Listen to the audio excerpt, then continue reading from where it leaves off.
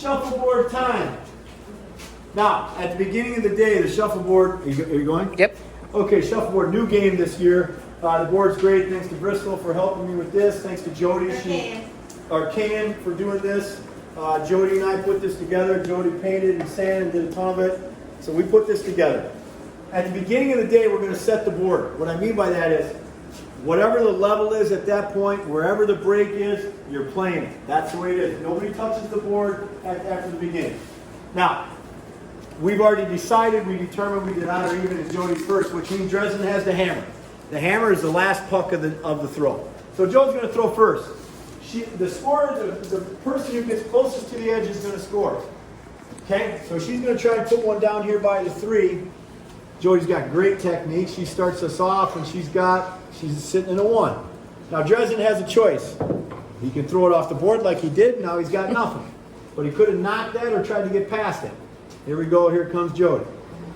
She's going to set us up with a 2. Now Dres got to make a choice now. He's either got to get this 2 out of here and exchange it. He tries to do that. Oh, what a great throw by the Dres. But right now we're still in the lead. Red's in the lead. We're scoring. They're not. And Jody puts one down here. She gets a little push. So now we've got a 2 and a 1. Dres has to make that same choice now.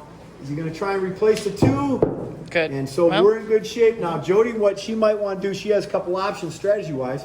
She could put a blocker up in here. She could try and put one in one of the corners. It's up to her, whatever her desire is.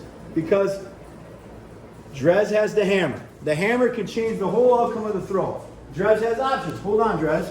He could try and ricochet this one, knock that one off. He could try and just replace, knock that one off. Then Blue's going to sit in here. He's got the score. Or he could just slide one up and see if he could hit a 3. He's got 3 options. Let's see what Dresden tries.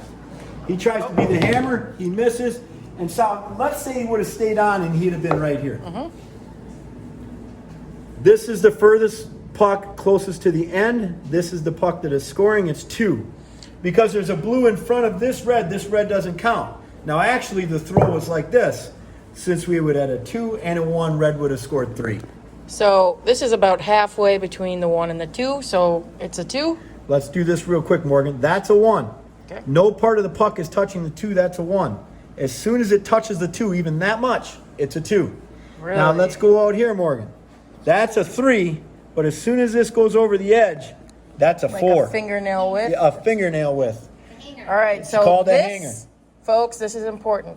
That's a 2, right? That's a 1. That's a 2. So as soon as it's just a little over the line. As soon as it touches the next part, the next number, it's the higher number. And this is a 3, but that's a 4. That's called the hanger. All right.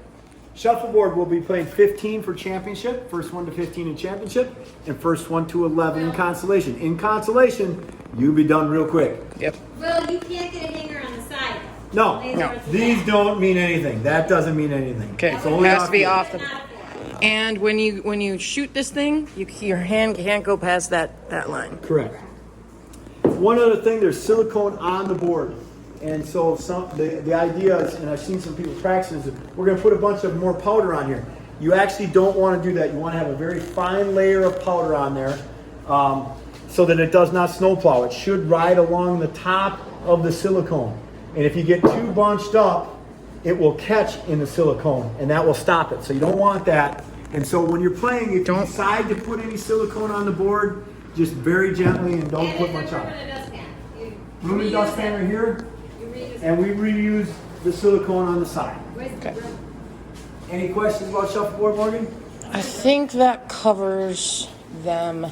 Right. So you're saying if people want to adjust the amount of stuff on there, they can? Well, if we get, or should we leave that up to you? They can always ask me, but one thing that happens on the ends, sometimes people drag their hand, and because they drag their hand, sometimes the ends tend to lose their silicone, and then things stop on the edge, and then that rewards bad throws.